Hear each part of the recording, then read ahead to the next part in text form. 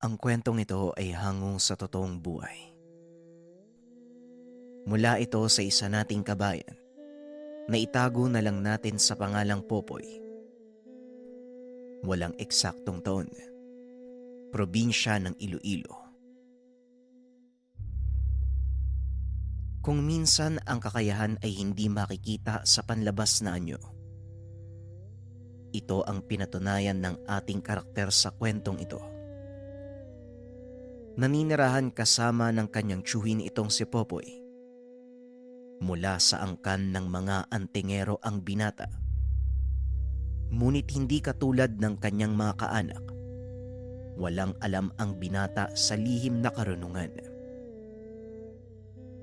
Nasa edad 18 si Popoy ng mga panahong ito. Hindi nakapagtapos ng kolehiyo.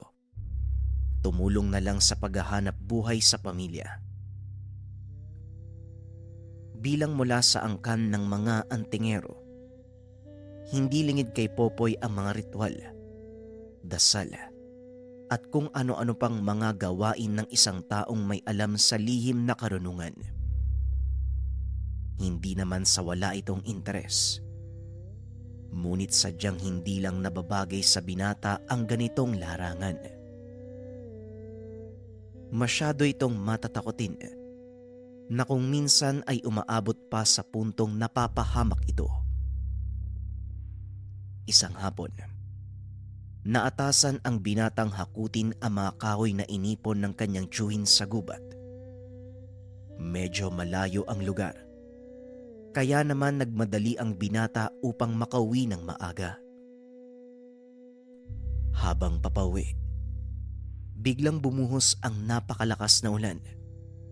Maswerte na lamang si Popoy dahil may abandonadong kubo sa lugar. Nakisilong ito bago pa man tuluyang mabasa ang mga dalang kahoy. Habang nakaupo at inaantay ang pagtila ng ulan, kumulog ng napakalakas. Kasunod nito ang matalim na tama ng kidlat. Takot na takot ang binata dahil napakalapit lang ng punong tinamaan nito. Halos hindi makaalis sa kinauupuan si Popoy. Nanginginig ang katawan at nanlalamig. Lalo pa nang tumama sa parehong puno ang isa pang kidlat. Sa isip-isip ng binata, tila sinasadya ng langit na patamaan siya ng kidlat. Ngunit napagtanto nito na ang kidlat ay hindi tumatama sa parehong direksyon ng 2 beses. Naalala ni Popoy ang sinabi ng tiyuhin tungkol sa mga mutya, partikular sa pangil ng kidlat. Kapag 2 beses kinagat ng ahas na gawa sa kuryente ang isang puno, naiiwan ang pangil nito. Bagamat natatakot, naglakas loob ang binatang puntahan ng puno. Nagliliyab ito dahil sa lakas ng kuryenteng dumadaloy sa katawan. Maging ang mga damo sa paligid, walang tigil ang pagningas kahit napakalakas ng ulan. Sa pag-asang may matatagpuan, nilapitan ni Popoy ang putol na puno, ngunit wala siyang nakitang kahit ano. Nadismaya ang binata. Nagsisi dahil lumabas pa siya ng kubo. Ano ba yan? Masyado ako nagpapaniwala sa mga sinasabi ni Uncle Pablo. Wala namang hilig sa akin ng mga mutya na yan.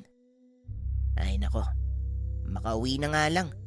Mamaya may aswang pa dito eh. Wika ng binata sa sarili. Akmang aalis na sana nang biglang nahagip ng tingin ang isang matandang nakaupo sa tabi ng puno. Natigilan ang binata at nangilabot dahil alam niyang walang tao sa lugar na yun kung hindi siya lamang. Dahan-dahang lumingon si Popoy para kumpirmahin ang nahagip ng tingin. Ngunit nang maitutok ang tingin sa lugar, wala naman siyang nakita. Biglang napasigaw ang binata dahil narinig niyang may kung sinong nagsalita mula sa likod. May hinahanap ka ba? Ang bilis mo namang sumuko. Bakit hindi mo muna tignan ng mabuti ang paligid? Malay mo, natakpan lang ng mga dahon. Wika nito. Nanginginig sa takot ang binata. Ngunit kahit papano ay nabawasan ito nang makita ang isang binatang halos kasing edad niya. Nakasuot ito ng pangkaraniwang damit. May dalang tungkod na tila mula sa ugat ng puno at may suot na kwintas. Ang bato ay nagliliwanag na parang baga na mula sa nasindihang uling.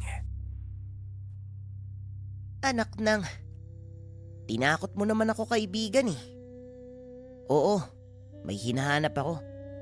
Nagbabakasakali ako na baka totoo yung sinasabi ni Uncle Pablo tungkol sa mutya ng kidlat. May alam ka ba sa ganon? May hawak ka pang tungkod ah. Ang angas mo naman. Tugon ni Popoy. Ganun ba? Gusto mo, tulungan kitang maganap? Tanong ng binata at kaagad namang pumayag si Popoy. Muli itong naglakad papunta sa punong tinamaan ng kidlat. Ang sabi kasi sa akin ng chewing ko, kapag 2 beses daw tumama ang kidlat sa iisang lugar, nag-iiwan daw yun ng pangil eh. Yun ang... Hindi na ituloy ng binata ang sasabihin. Dahil paglingon nito, wala na ang kausap. Ibinaling ang tingin pabalik sa puno. Tumambad naman sa kanya ang matanda. Ito din yung nahagip niya ng tingin kanina.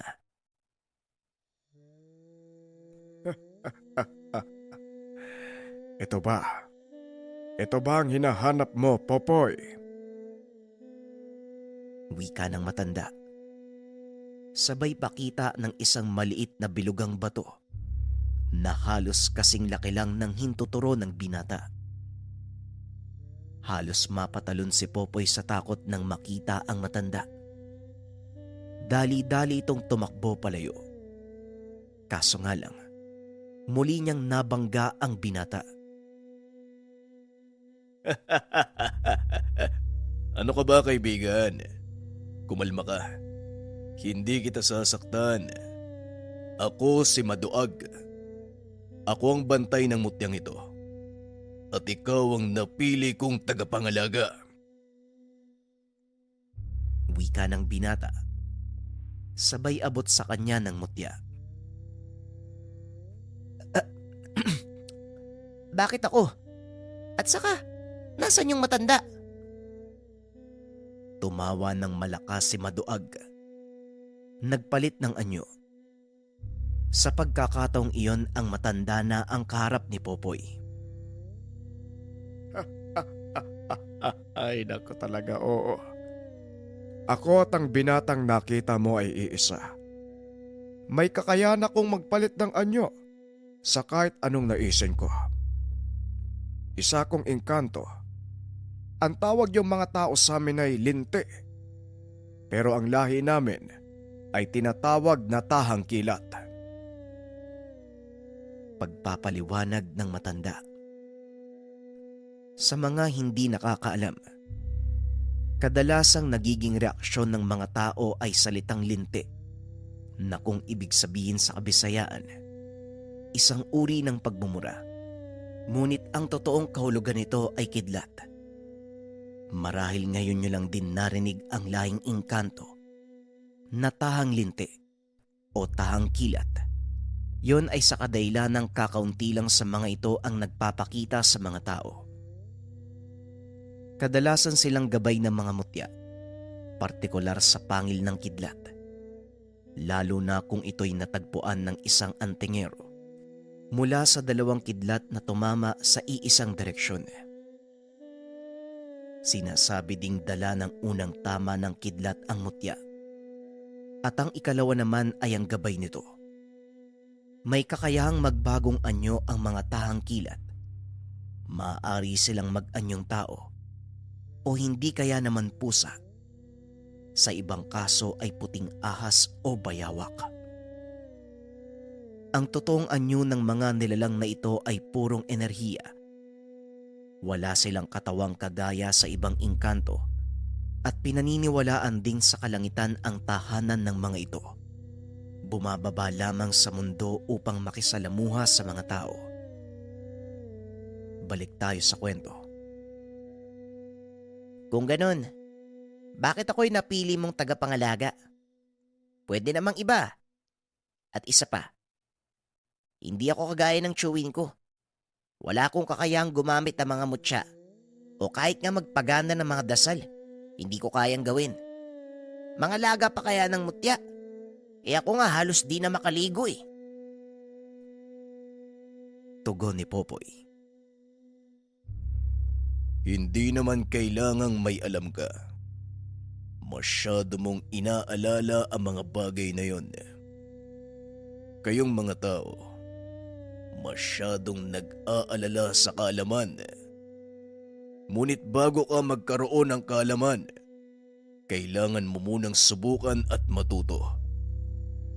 Pinili kita dahil may nakita akong kabutihan sa'yo. Malinis ang isipan at hangarin mo sa lahat ng bagay na siyang katangian ng isang karapat-dapat na tagapangalaga ng mutya. Tugon ni Maduag. Matapos ang pag-uusap ay nagpaalam na ang binata. Ngunit hindi pa din ito inaakalang magbabago ang buhay niya nang hindi inaasahan. Pagkarating sa tahanan ay sinalubong ito ng chewin. Lalabas na din sana ito para hanapin ang binata. Nag-aalala siya, lalo pat biglaan ang pagbuhos ng ulan. Pabuti naman nandito ka na. Akala ko kung anong nangyari sa'yo eh. Wika ng chewin. Pasensya na po uncle kung nag-alala kayo ha. Inabutan kasi ko ng malakas na ulan dun sa abandonadong kubo. Tugon ni Popoy. Walang problema. Ang mahalaga ay nakauwi ka ng ligtas. Sige na, magbihis ka na muna at kumain. Nauna na ako maghapunan eh. Ang tagal mo kasing umuwi. Muling wika ng chewin. Matapos magbihis ay dumiretso na ito sa hapag. Napansin naman ng tiyo ang kakaibang aura ng binata, kaya kagad niya itong nilapitan.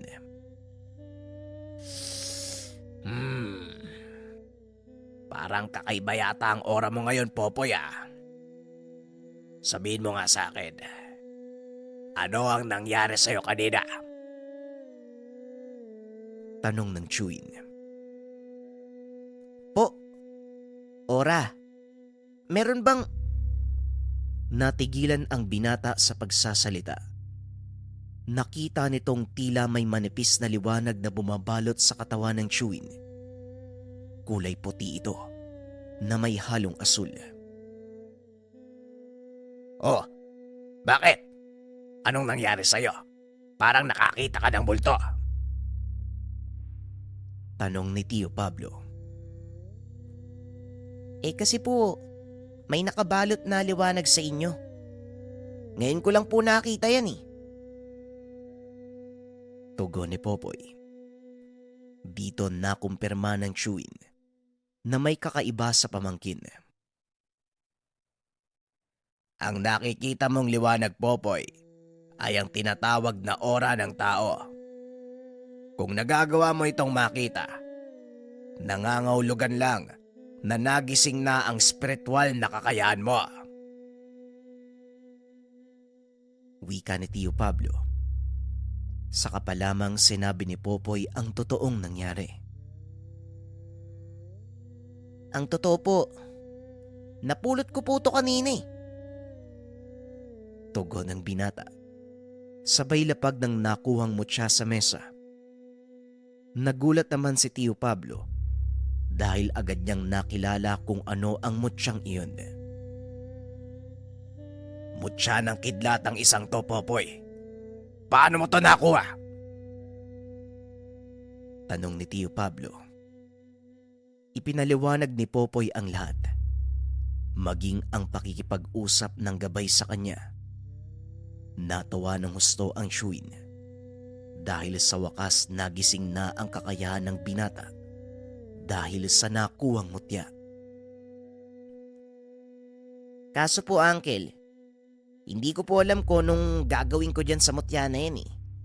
Pwede niyo po ba akong turuan? Tugon ni Popoy. Hindi naman sumagot ang Shuin. Ngunit kinabukasan, maaga siya nitong ginising upang mag-igib ng tubig at magsibak ng kahoy.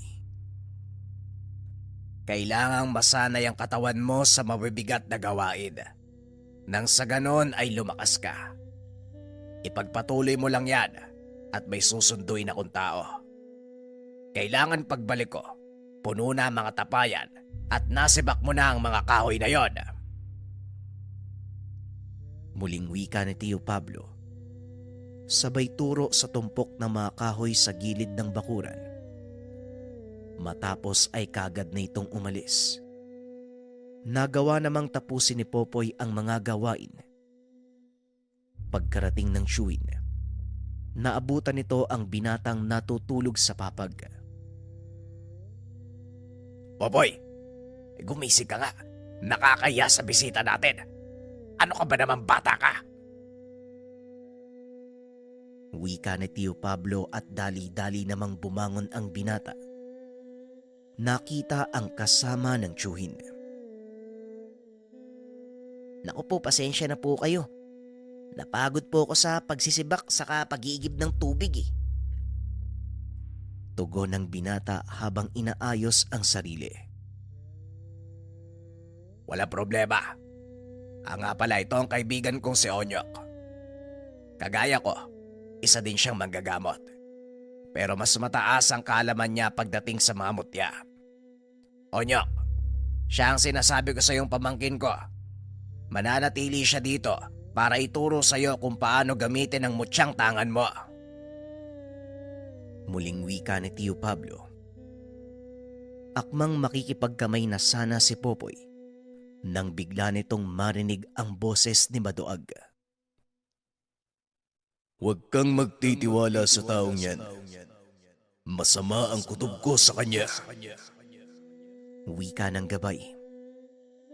Ibinaba ni Popoy ang kamay. Sa halip ay yumuko na lang ito para magbigay galang. Ikinagagalak ko po kayong makilala. Ako po si Popoy. Napangiti ang lalaki at tinignan si Tio Pablo.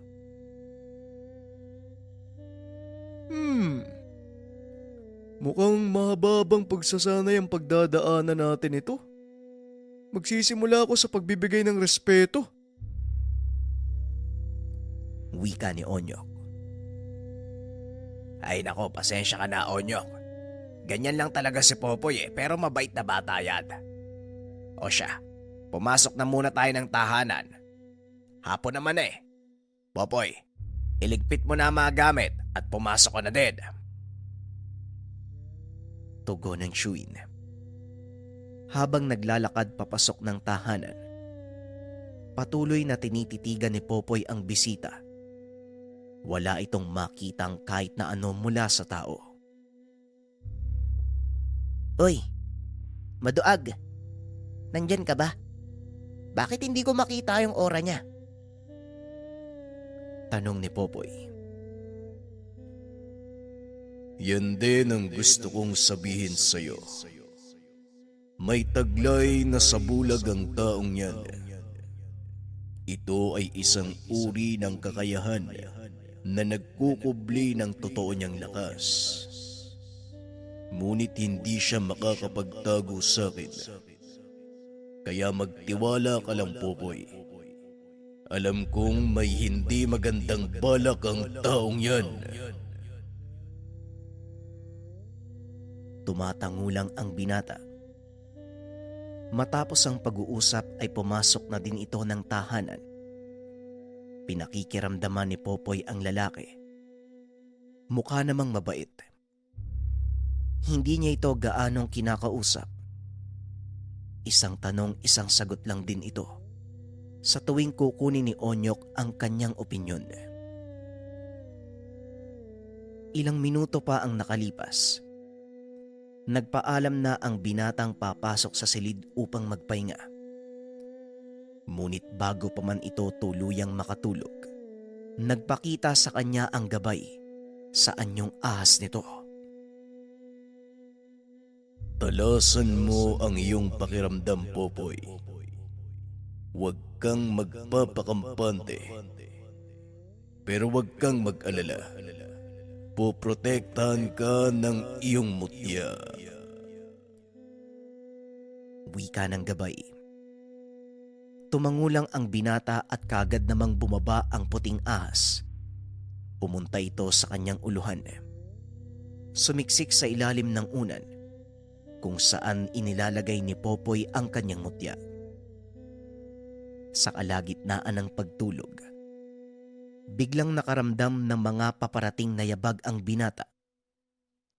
Ilang sandali pa naramdaman nito ang mahinang pagkilos sa tabi ng higaan. Nanatiling nakapikit ang binata, ngunit alam niyang may tao sa loob ng kwarto, maliban sa kanya. Bahagya nitong inangat ang ulo upang makakilos si Maduag. Napasigaw ang lalaki, sabay talsik palabas ng pintuan. Dali-daling bumangon ang binata at lumabas ng kwarto. Nakapalupot sa kamay nito ang anyong ahas ng gabay habang nakatutok kay Onyok. Sinasabi ko na nga ba hindi ka mapagkakatiwalaan. Tumayo ka kung ayaw mong matusta. Wika ng binata. Kagad lumabas ng kwarto si Tio Pablo. Laking gulat nito nang makitang nakahandusay sa sahig si Onyok. Popoy, anong ibig sabihin nito? Bakit mo inatake si Onyok?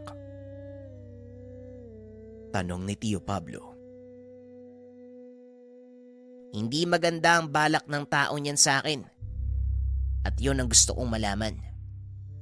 Ngayon tumayo ka at magpaliwanag, Onyok. Tugon ng binata. Marahan namang tumayo ang lalaki. Naupo ito habang sinasapo ang dibdib. Ma'am Pablo, hindi mo naman sinabi. Aktibo pala yung gabay ng mutyang hawak ng pamangkin mo. Wika ni Onyok. Kaya nga sinabi ko sa'yo mag-iingat ka. Dahil mutya ng kidlat ang hawak ni Popoy. At ikaw naman, Popoy, ibaba mo yung kamay mo. Sinusubukan ka lang ni Onyok. Tugon ng tiyuhin at kagad kumalma ang binata. Ibinaba ang kamay. Napagtanto nito. Walang ibang nakakakita sa kanyang gabay kung hindi siya lamang. Matulog na po tayo. At ikaw naman, Onyok, huwag kang gagawa ng kahit ano kung ayaw mong tuluyan ka ng gabay ko. Wala man akong nakikita sa'yo, pero hindi maganda yung kutob ko sa pagkatao mo. Kaya hanggat maaari lumayo ka sa akin. Mukhang hindi ko na kailangan ng tulong sa pagsasanay. Bukas sa bukas, makakaalis ka na. Wika ni Popoy. Sabay pasok sa silid. Kinabukasan maagang nagising ang binata. Sinimulan ang paggawa ng gawaing bahay.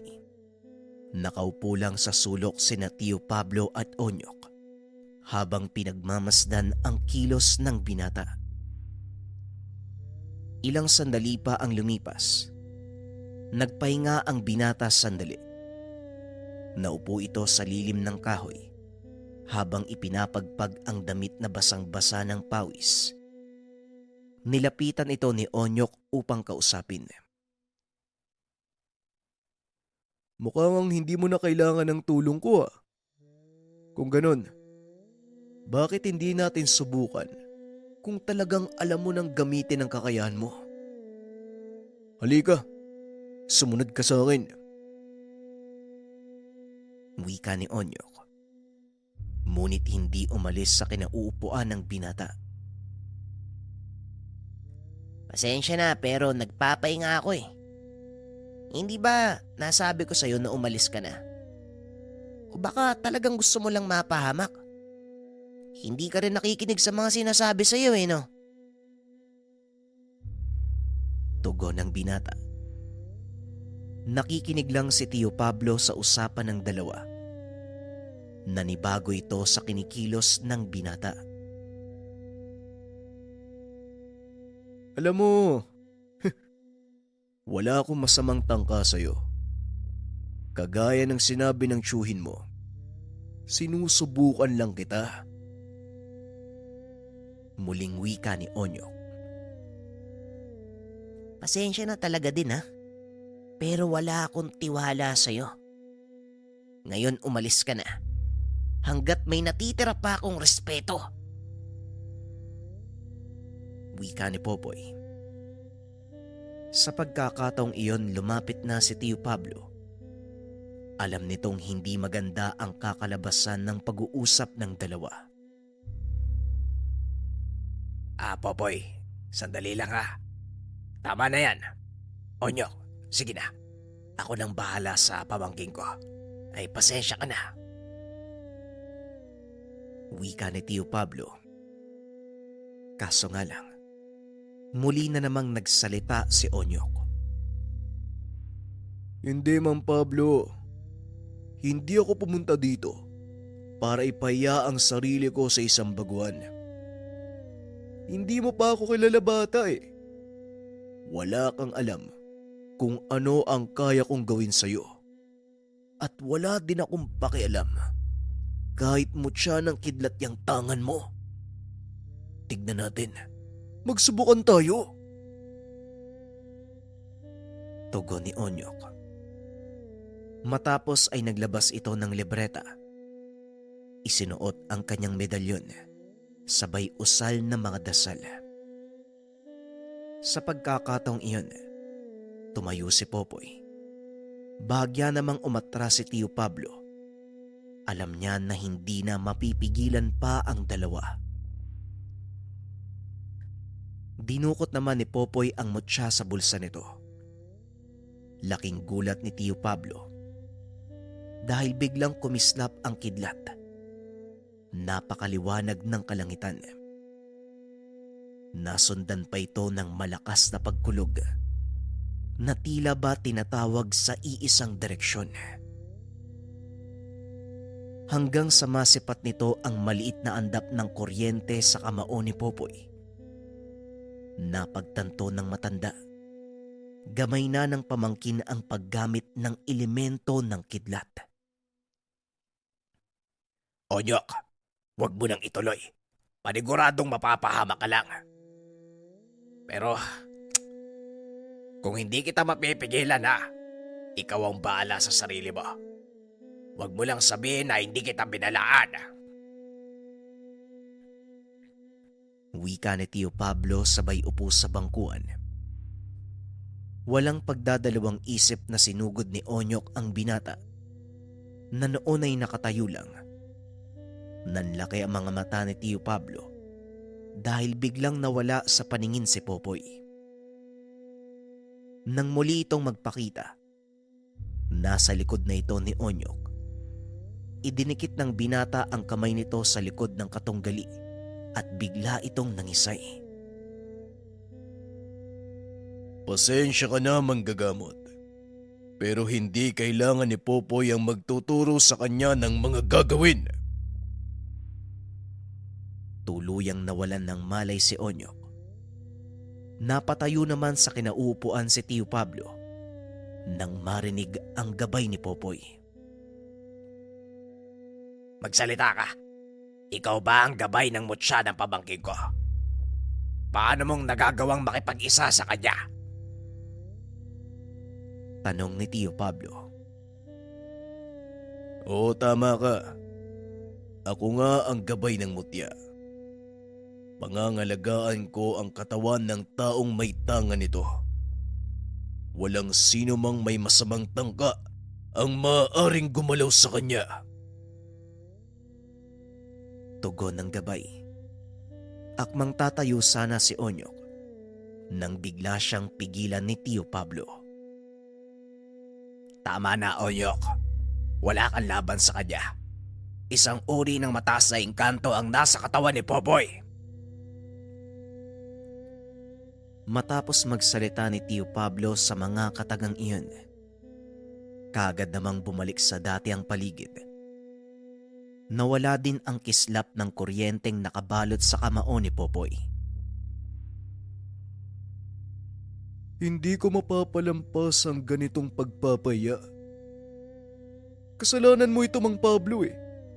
Kung hindi mo ko isinama sa lugar nyo, hindi sana mangyayari ang ganito. Wika ni Onyok. Bago kita isama dito, binalaan kita, Onyok. Pero nung sinabi mo, wala kang pakialam kung malakas na engkanto ang makakarap mo. At ngayong nagkatotoo ang sinabi mo, nalagay ka sa alanganin, ako ang sisisihin mo. Hindi ko akalain na mahina palang mag-isip ang disipulo ni Tatang Ingo. Sige na, makakalis ka na. Ako nang bahalang magpaliwanag ng lahat sa maestro mo. Tugon ni Tio Pablo. Kaagad namang tumayo si Onyok at umalis. Ilang minuto pa ang nakalipas ay tila nagbalik sa ulirat si Popoy. At gaya ng inaasahan ng Chewin, wala itong naalala sa mga nangyari. Uncle, anong nangyari? Saka, nasaan na po si Onyok? Tanong ni Popoy. Hayaan mo na ang taong yon. Tama nga ang sinabi mo, Iyo. Masyadong mataas ang tingin niya sa sarili at dapat lang nabigyan ng leksyon. Nakakayang isipin na isa siyang mag-aaral ni Kainggo. Sige na, magpahinga ka na at maglinis ng katawan. May pupuntahan tayo. Tugon ng Tiwin. Lingid sa kaalaman ni Popoy na ito na ang pinakaunang beses niyang sasabak sa totoong laban. Matapos kumain ay kaagad nang umalis ang dalawa. Habang nasa daanan, tahimik na nakikiramdam ang binata hanggang sa mapagtanto nito na palabas na sila ng bayan. Sandali lang po, Uncle. Hindi ba sakop na ng kabilang bayan ng baryong to? Ano po yung ginagawa natin dito? Tanong ni Popoy. May huhulihin tayong aswang. At kailangan ko ng makakasama.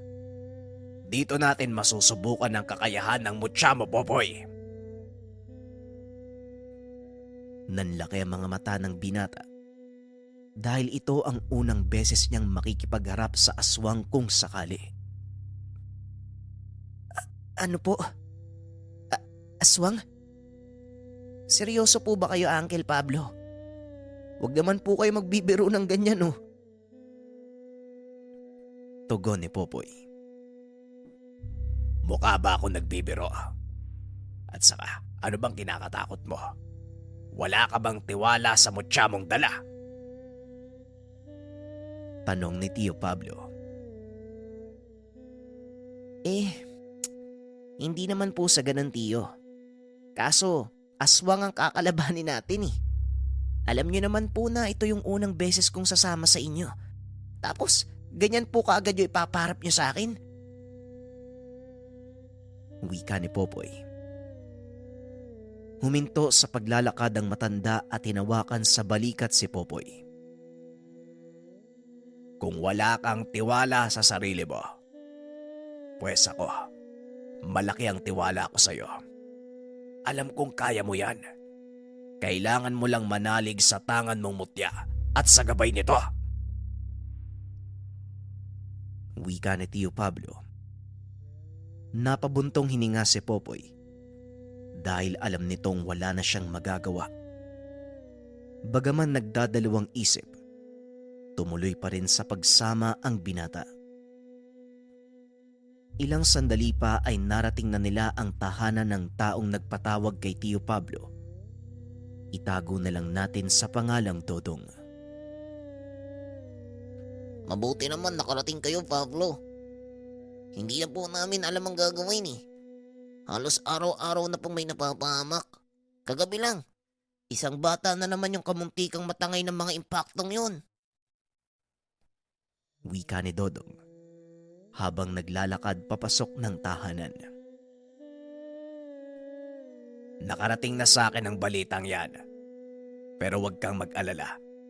Sigurado ngayong gabi, wawakasan natin ang paghahari-harian nila dito. Nga pala, maaari mo bang ituro sa akin kung saan madalas nagpapakita ang mga aswang? Tanong ni Tio Pablo. Sige po. Pero bago po tayo umalis, kumain na po muna kayo. Naganda ako ng nilagang saging at kape. Pasensya na po ah. Ito lang po ang nakayanan namin mag-asawa eh. Pero mamaya po, doon tayo maghahaponan kina Kapitan. Inibitahan ka din niya eh. Natuwa yun nung malamang ikaw yung hiningaan namin ng tulong. Wika ni Dodong. Ay, ano ba naman yan o ano ka ba? Walang problema, Dodong. Kahit anong pagkain pwede yan sa amin. O siya, kumain na muna tayo. Nga pala, Popoy, kaibigan ko ang kapitan sa baryong ito. Magkasama kami noon sa Kilusan at sabay din kaming sumuko sa pamahalaan nang malaman naming wala nang saysay ang pinaglalaban. Wika ni Tio Pablo. Naging interesado naman sa usapan si Popoy dahil hindi nito alam na dati palang rebelde ang Chewin. Pinaliwanag ni Tio Pablo ang lahat ng nangyari noong kabataan pa niya. Naging pariwara ang buhay nito dahil sa maling paniniwala. Ngunit laking pasasalamat ni Tio Pablo dahil nung mga panahong napunta siya sa mga rebelde, nagkaroon ito ng pagkakataong matuto sa lihim na karunungan. Matapos makipag-usap, kagad nilang pinuntahan ang bahay ng kapitan. Pagkarating doon, sinalubong sila nito. Mabuti naman at nagkita tayo uli. Kumusta naman ang buhay manggagamot, Pablo? Tanong ng kapitan. Sa awa ng Diyos, maayos naman. At masaya akong nakakatulong sa iba. Ikaw, seryo. Kumusta naman ang naging buhay mo sa labas ng kampo? Tanong ni Tio Pablo. Eto, napagtanto ko na mas maayos ang buhay dito sa labas. At saka, malaya akong maglingkod sa mga tao. Bueno, anong maitutulong ko sa inyo? Tanong ng kapitan. Kakailanganin ko ng ilang katao para makatulong sa paghanap. Medyo mailapang aswang na yon, seryo. Lalo pat, hindi natin alam kung saan siya naglulungga. Tugon ni Tio Pablo. Kung ganun, ipapasama ko sa'yo mga tanod ko. Sandali lang, kukuha ako ng armas. Mukhang kailangan mo din ng makakatulong kung sakali. Muling wika ng kapitan. Matapos pag-usapan ng mga plano, kagad nang lumakad ang pangkat sa paunguna ni Tio Pablo. Tahimik lang ng mga sandaling iyon si Popoy. Pinakikiramdaman ng paligid. Inaantay ang susunod na kilos ni Tio Pablo. Ilang sandali pa ay narating na nila ang lugar na itinuro ni Dodong. Isa itong daan papasok sa malawak na tubuhan. Wala nang bahay sa gawing iyon, kaya wala masyadong nagdaraan. Mukhang tama nga ang sinabi mo, Dodong. Ito nga ang kadalasang tambangan ng mga aswang. Ngayon, ang kailangan nating gawin. Nahinto sa pagsasalita si Tio Pablo nang bigla itong nakarinig ng sigaw mula sa isang kasama. Dali-daling tumakbo ang grupo papunta sa pinanggalingan ng sigaw. Laking gulat ng binata dahil nakita nila ito na nakasabit ng patiwarik sa puno. Laking pasasalamat ng lahat dahil buhay pa ito. At ayon sa mga kasamahan, isang malaking anino ang dumagit sa kanya at isinabit doon sa may puno. Muling nag-ikot sina Tio Pablo. Sa pagkakataong iyon, napaiwalay si Popoy sa chewin dahil sumama ito sa kapitan. Habang naglalakad, napansin ng binata ang mga bakas ng paa sa lupa. Malapit ito sa ilog, kaya naman maputik ang paligid.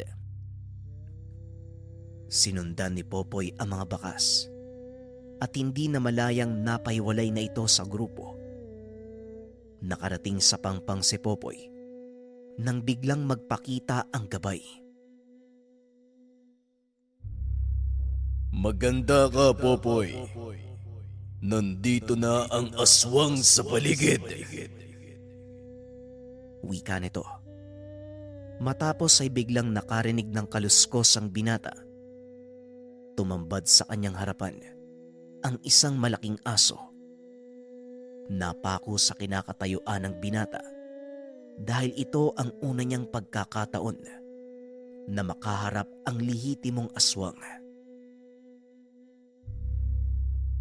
Sa ngayon, hayaan mong ako ang makipaglaban. Wala kang maaalala pagkatapos, pero wag mo nang isipin yun. Ang mahalaga, matalo natin ang nilalang na ito. Wika ni Magdoag. Matapos ay nawalan ng malay si Popoy.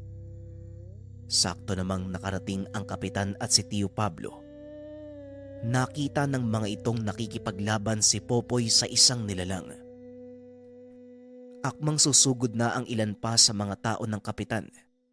Ngunit pinigilan sila ni Tio Pablo. Sandali lang. Hayaan niyong makipaglaban ang pamangkin ko. Wika ni Tio Pablo. Nanatiling nakatayo ang mga ito sa isang sulok habang pinapanood na makipagsagupaan si Popoy. Ibang tao ang nakikita nito sa pamangkin. Ibang klase kang magturo, Pablo.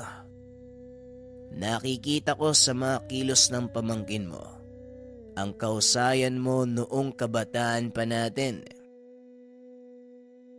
Wika ni Kapitan Seryo. Ano? Hindi ako nagturo sa pamangkin ko. At sasabihin ko sa iyo ang katotohanan. Ito ang unang beses na nakita kong nakipaglaban ang batang yan sa aswang. Tugon ni Tio Pablo. Napasigaw ang mga nanonood sa tuwing tumatama ang kamao ni Popoy sa katawan ng nilalang. Hanggang sa tuluyang maramdaman ng aswang na wala siyang laban sa binata. Dali-dali itong tumakbo papasok sa tubuhan. Kaagad din itong hinabol ni Popoy. Mula sa malayo, nakikita nila ang panakanakang pagkislap ng kidlat sa kalangitan. Napapangiti si Tio Pablo. Dali-dali itong sumunod sa kinaroroonan ng binata. At saktong pagdating, sakal-sakal ni Popoy ang malaking aso. Tumutulay ang kuryente mula sa kamay nito, papunta sa katawan ng nilalang. Napapasigaw sa sakit ang nilalang, habang unti-unti itong nagbabalik sa katawang tao. Hindi makapaniwala ang lahat ng naroon dahil nagawang talunin ni Popoy ang isang malakas na uri ng aswang. Ngunit alam ni Tio Pablo na hindi ito kagagawan ng pamangkin. Matapos ang laban ay lumapit ang kapitan kay Popoy. Binati niya ito. Sabay sabing sila na ang bahala sa aswang. Ngunit tumanggi ang binata sa gusto nitong mangyari. Pasensya na, Kapitan. Pero hindi ko maaaring ibigay sa inyo ang aswang na ito. Bagaman marami siyang napinsala, isa lang din siyang nilalang na nakikipaglaban upang mabuhay. At hindi ko hahayaang magdusa siya sa inyong mga kamay. Alam ko kung anong pinaplano nyo. Kaya sa muli, pasensya na. Hindi ko yon maaaring hayaan. Wika ng binata. Kagad lumuhod sa tabi ng nag-aagaw buhay na aswang. Binulungan niya ito. Idinikit ang kamay sa katawan ng nilalang. Sabay pakawala ng sapat na kuryente upang tuluyan na itong mamahinga. Anak nang, bakit mo naman tinuluyan? Marami pa dapat akong itatanong sa kanya eh. Galit na wika ng kapitan. Tinitigan siya ng masama ni Popoy at saka tumugon. Nasagot ko na yung katanungan nyo bago pa kayo magtanong eh. At kung hindi mo nauunawaan, uulitin kong sinabi ko. Kagaya nating mga tao, nilalang din sila na nakikipaglaban para mabuhay. Meron din silang karapatan na mamayapa sa mabilis na kamatayan, Kapitan. Wika ni Popoy. Matapos magsalita ay kagad itong lumakad palayo. Nakangiti naman si Tio Pablo dahil alam nitong napaya si Kapitan Seryo sa sinabi ng binata. Nako Pablo, pagsabihan mo yung pamangkin mo ha. Napaka-arogante. Wika ng kapitan. Hindi arogante ang pamangking ko, Kapitan. Ipinaunawa niya lang sa'yo ang katotohanan ng buhay. Kaya ka nagagalit dahil hindi mo ito naiintindihan. Sige, Kapitan. Mauna na kami. Tugon ni Tio Pablo. Kagad na siyang sumunod kay Popoy. Pagkarating sa kanilang tahanan, nakabalik na sa pag-iisip ang binata. Alam ko na po ang nangyari, Uncle Pablo. Ang gabay ko mismo nagkwento sa akin kung anong ginawa niya. Wika ng binata. Pero iyo, yung huling ginawa mo, gabay mo pa din ba nagsabi ng mga katagang yon? Tanong ng Chewin. Hindi po, Tiyo. Ako na po nagsabi ng mga katagang yon sa kapitan. Ang ipinagtataka ko, bakit ang saya nila? Walang masaya sa nangyari dahil isang buhay ang nawala. Hindi kasalanan ng mga aswang yun eh, kung bakit kailangan niyang pumatay. Nagugutom din sila, kaya sinusunod lang nila ang tawag ng kanilang katawan. Tugon ng binata. Nagulat si Tio Pablo dahil kakaiba na kung mag-isip itong si Popoy. Lingid sa kaalaman ng Chewin, ang mismong gabay ng binata ang nagtuturo sa kanya ng lahat. Madaling araw na ng mga sandaling iyon. Ilang oras na lang ay sisikat na ang araw, kaya pinili na lang ni Popoy na uminom ng kape. Habang iniintay ang pagliwanag upang makapagsimula sa mga gawain. Gapasan ng palay ng araw na yun, naimbita ng binatang makigapas. Pinayagan naman ito ng Chewin dahil alam niyang ito ang paraan ng binata sa pakikipagsalamuha. Magbaon ka ng kanin at tubig doon ha. Mahirap na. Hindi natin alam kung anong klase ng mga tao makakasalamuha natin. Mabuti na ang nag-iingat. Wika ni Tio Pablo. Opo, Tiyo, wag po kayo mag-alala. Alam ko naman po ang gagawin ko eh. At isa pa, halos kakilala ko naman ang mga makakasama ko sa agapasan. Kaya wala po kayong dapat ipangamba. Tugon ng binata. Lingid sa kalaman nito, isang pangyayari na naman ang susubok sa kanyang kakayahan. Nasa kalagitnaan sila ng paggapas nang biglang kumulimlim ang paligid. Hindi ito inaasahan ng lahat dahil tag-araw ng mga sandaling iyon. Dali-daling tumakbo si Popoy sa ilalim ng maliit na puno ng anahaw. Pumutol ito ng ilang dahon upang makagawa ng maliit na sisilungan.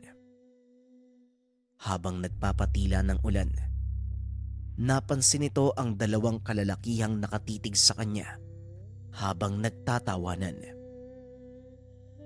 Hinayaan niya lang ito dahil maaari ding iba ang pinagtatawanan ng mga ito. Hanggang sa tuluyan ng tumila ang ulan, malapit nang matapos ni Popoy ang kanyang ruta, kaya nagmadali na ito. Nagawa namang matapos ng binata ang mga gagapasin, ngunit nagpa siya ang may-ari ng palayan na bukas na ito isalang sa treser. Gawa ng basa pa ang mga uhay. Walang magagawa ang binata kung hindi ang sumunod. Umuwi ito. Nagpaalam kay Tio Pablo na doon matutulog para bantayan ang kanyang mga gapas na palay. Uso kasi sa lugar ang nakawa ng ginapas, kaya kailangan itong bantayan hanggang sa tuluyan itong maisalang. Pagbalik ng binata sa lugar, naroon din ang ilan sa mga kasamahan. Masayang nag-iinuman ang mga ito. Inaya siyang makisali, ngunit tumanggi ang binata dahil hindi naman ito umiinom. Gumawa ng maliit na kubo si Popoy mula sa dahon ng anahaw at saging upang magsilbing tulugan. Matapos ay nagpahinga na ito. Unti-unti ay nakatulog ang binata, ngunit ilang sandali lang ay ginising siya ng gabay. Popoy, gumising ka. May mga aswang sa paligid. Wika nito. Kagad namang bumangon ng binata. Laking gulat niya dahil nasa anyong ahas ang gabay. Pumulupot ito sa kanyang braso at sinabihan ang binatang lumabas ng kubo. Pagkarating sa labas, kagad natanaw ni Popoy ang anino ng dalawang tao. Nakatayo ito sa malayo, kaya hindi niya gaanong maaninag ang mukha ng mga ito. Sinong nandyan? Anong kailangan nyo? Tanong ni Popoy. Hindi sasagot ang mga yan, Popoy. Hinala ko, ikaw na lang ang natitirang buhay dito. Muling wika ng gabay. Naloko na. Maduag. Mukhang mapapalaban na naman tayo nito ah. Handa na ako, Popoy. Alam mong hindi kita iiwan. Kung ganon, ano pang inaantay natin dito? Pag-uusap ng dalawa. Sabay takbo papunta sa kinaroroonan ng dalawang nilalang. Nang maramdamang sumusugod na si Popoy, kagad namang sinalubong ng mga nilalang ang binata. Nahuli ng isa sa mga ito si Popoy. Ngunit ang isa pa, nagawa namang hawakan ng binata sa leeg. Matapos ay nagpakawala ito ng malakas na kuryente, dahilan para kapwa mapabitaw ang nilalang. Ano? Itutuloy pa ba natin to? Tanong ng binata. Totoo nga ang sinabi ni Onyok. Mayabang ka nga. Tugon ng isa sa mga aswang. Sabay sugod sa binata. Inundayan naman ito ng suntok ni Popoy. Kaagad bumulagta ang nilalang. Ngunit nakatayo din ito at muling sumugod. Sa pagkakataong iyon, nahuli siya ni Popoy at isinubsob sa lupa. Si Onyok ba? Siya ba ang nag-utos sa inyo? Tanong ng binata. Bigla namang napaangat ang ulo nito. May isa pang lalaki ang nagpakita mula naman sa likod ng puno ng nyug. Oo, ako nga. Hindi ba sinabi ko sa'yo na hindi ko papalampasin ang pagpapaya mo sa akin? Ngayon umanda ka. Dahil pagbabayaran mo ang ginawa mo. Napailing na lang si Popoy. Kagad nang tinapos ang dalawang aswang upang walang maging sagabal sa laban. Wala kang kadala-dala, no? Binigyan ka ng pagkakataong tumakas. Pero nung ginawa mo, hinangad mo pa din ang pag-iigante. Ikaw ang nagdala nito sa sarili mo. Kaya wag mo kong sisisihin sa mga mangyayari sa'yo. Wika ng binata. Hindi na nagsalita pa si Onyok. Kagad na itong sumugod gamit ang mga dasal. Ngunit sa kasamaang palad masyadong malakas ang depensa ni Popoy. Kaya tumalbog lang ang tigalpong binabato nito. Wala akong alam sa mga dasal pero kaya ko itong kontrahin. Pasensya na ha. Mukhang nagkamali ka ng babanggain eh. Lalo namang nanggalaiti si Onyok. Sunod-sunod na suntok ang ibinigay nito sa binata.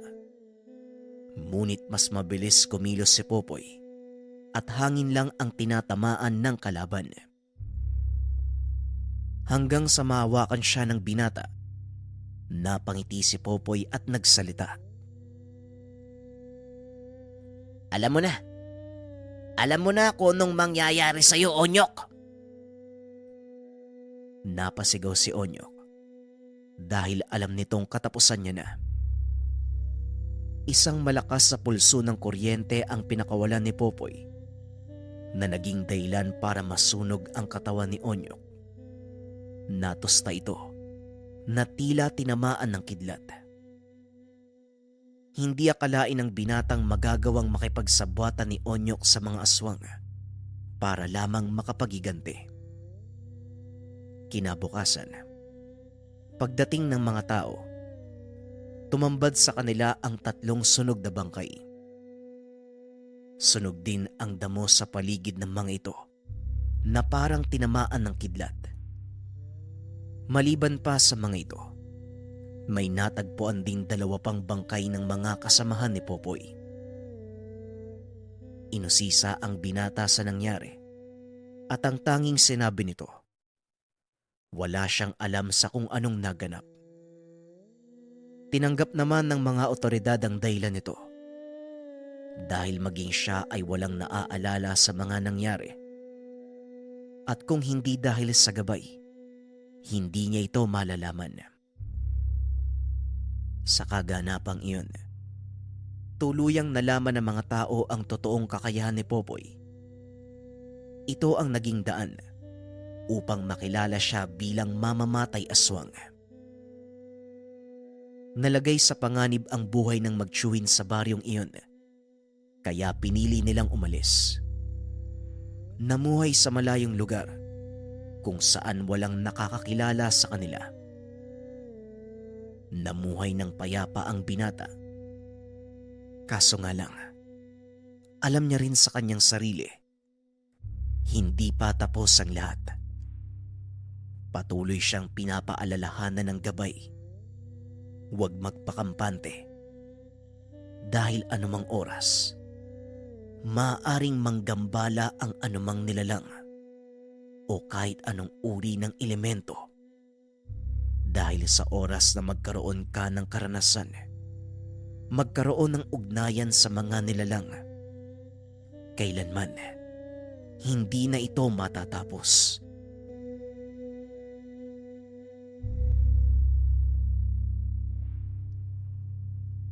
JD nga pala mga kabayan, shoutout kay Darius Mabitad. Ang sabi niya, idol pa shoutout naman sa lahat ng taga Cebu City sa grupo ng mga tricycle drivers. Lagi kaming nakikinig sa'yo. Request din idol, pakita uli yung habak de bala at gabay na medalyon, ano ang pinagkaiba? Unahin natin yung gabay medalyon. Yung gabay medalyon, Darius, more on gabay sa pang-araw-araw na buhay. May mga pagkakataon na hindi natin alam yung gagawin natin sa buhay, di ba? Doon makakatulong yung gabay. Gabay sa negosyo, pag-ibig, career, kalusugan, at iba pang bagay. Tapos, habak de bala naman, Darius, mataas na uri ng tangan to eh.